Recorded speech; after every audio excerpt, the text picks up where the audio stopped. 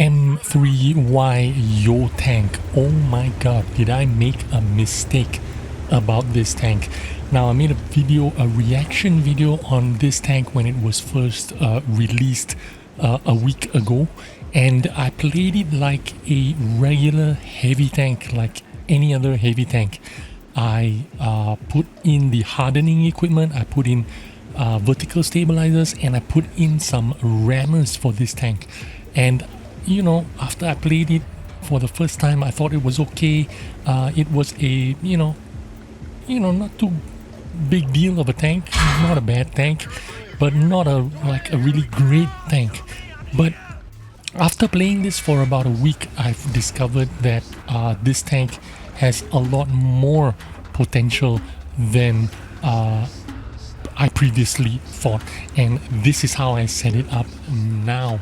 I have decided to run with the smaller gun, which we will go into more detail later on in the video, but also I have completely switched out all the equipment except for the vertical stabilizers, which I've doubled up this time, including a vertical stabilizer directive. I've also added a turbo. I've even added an IRM. So vertical stabilization, gun stabilization is the key here. I have improved that a lot, and then I've added turbos, and I've also added oil.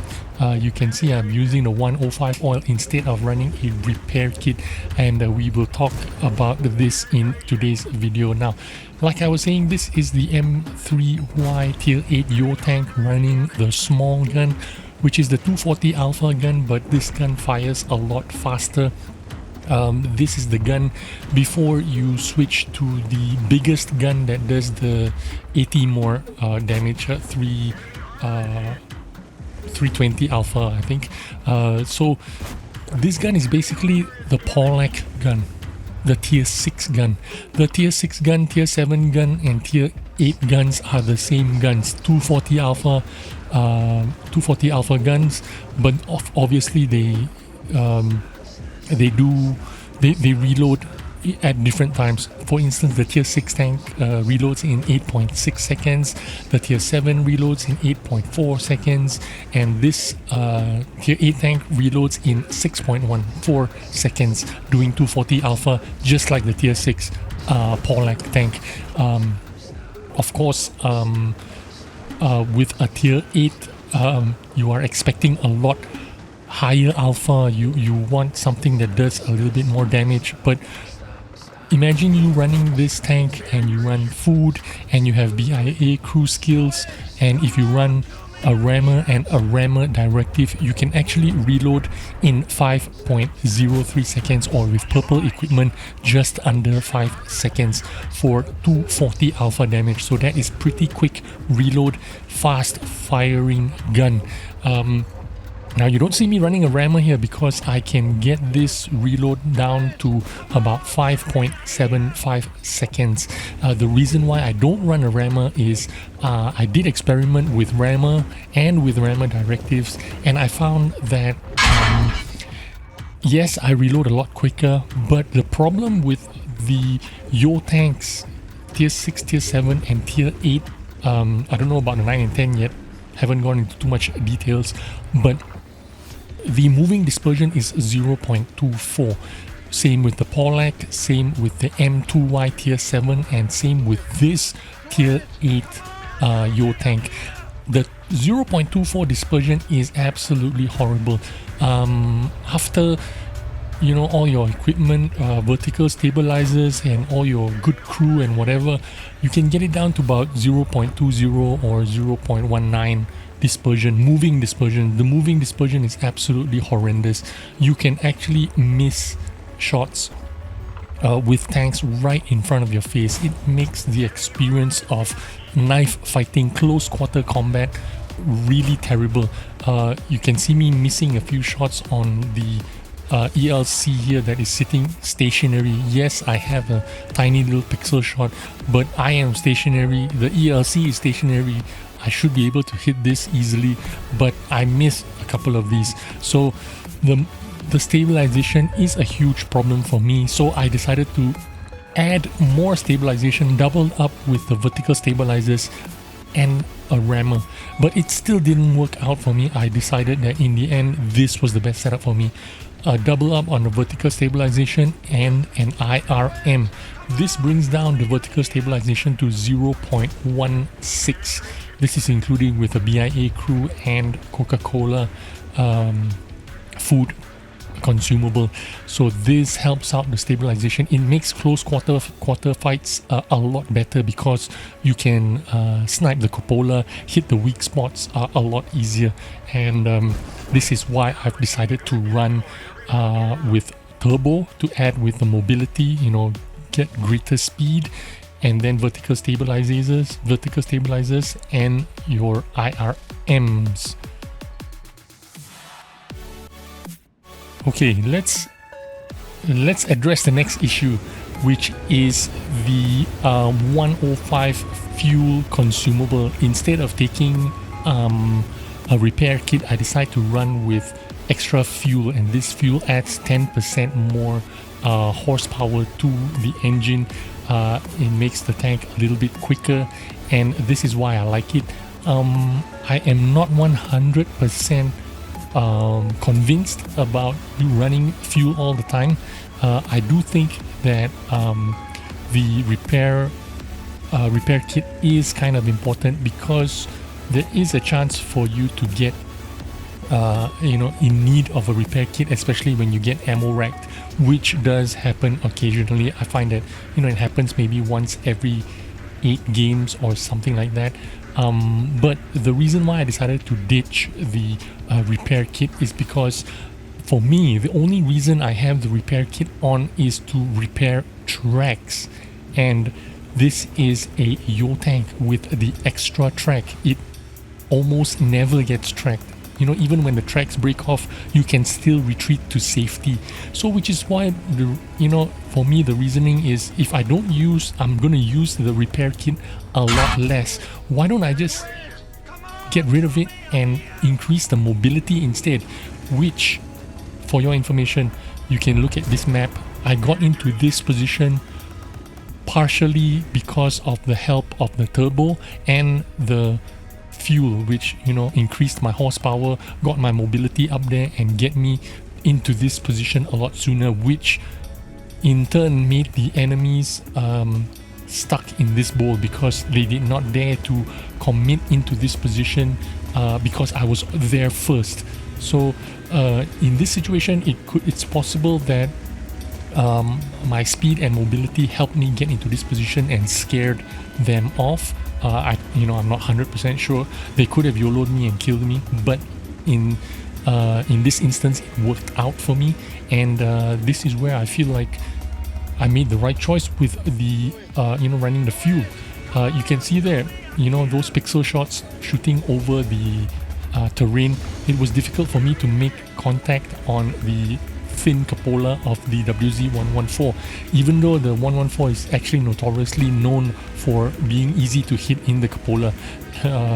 So even in close distances like this, even with vertical stabilizers and IRM, the moving dispersion is still 0.16, which makes it kind of playable, but it's not that great. But it's, even with IRM and double vertical stabilizers, it's only just acceptable, just playable.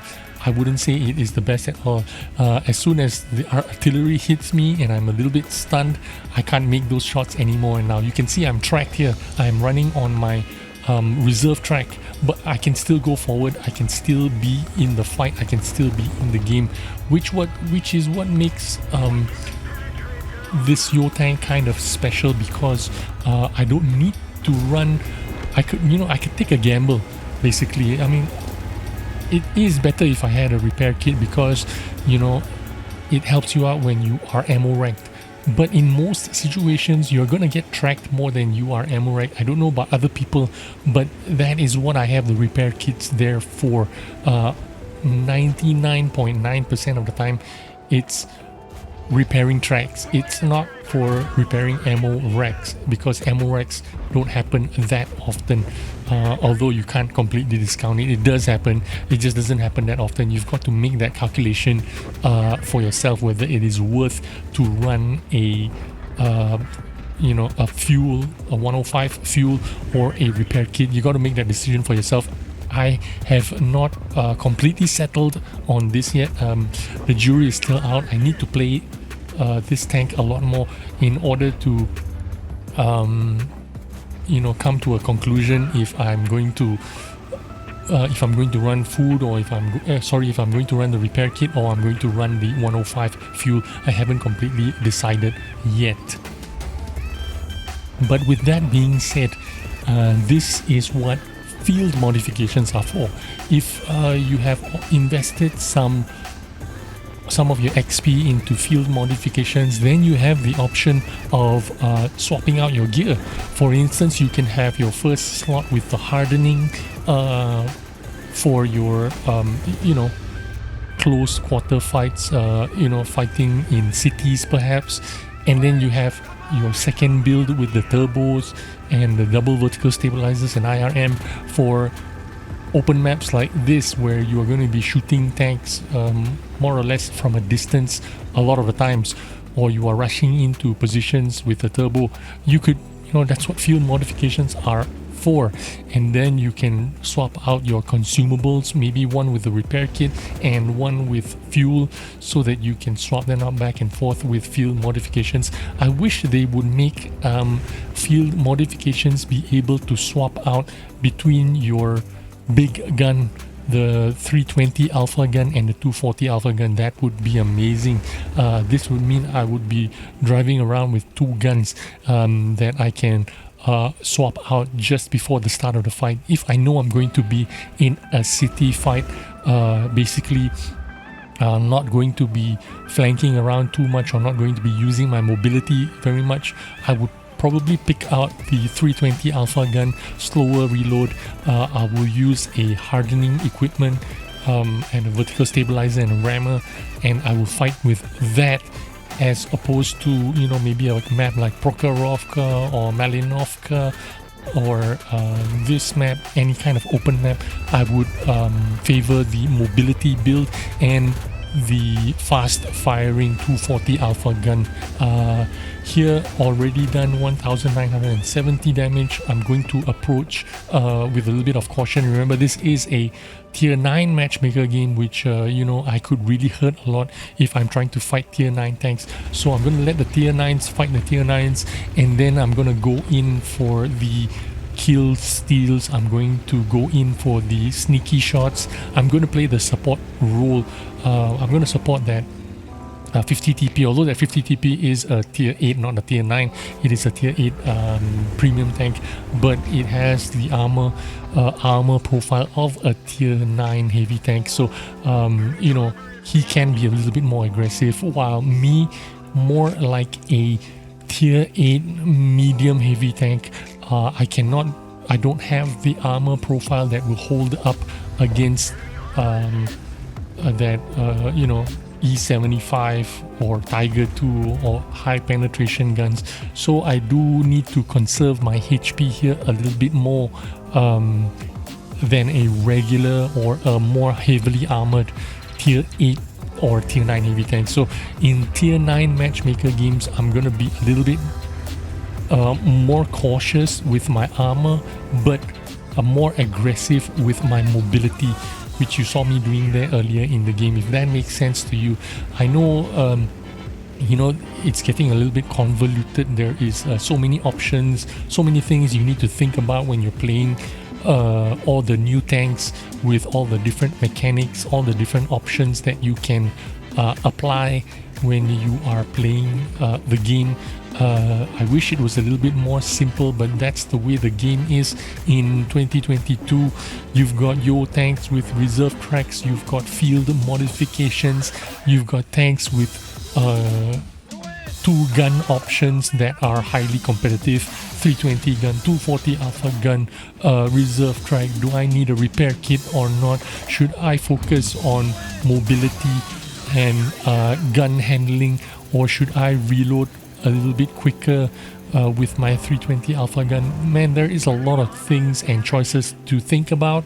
I am here making this video here to try to help you make a more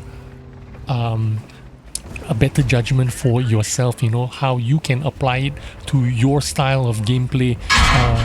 I would say field modifications is more important in the Yo tanks than any other tank, just because of this two-gun option that you can apply to your gameplay. So yeah, I do feel that you need to think about how you play the game and how you want to apply it to your playstyle. I hope you enjoyed this video and took something from it, and I will see you on the next one.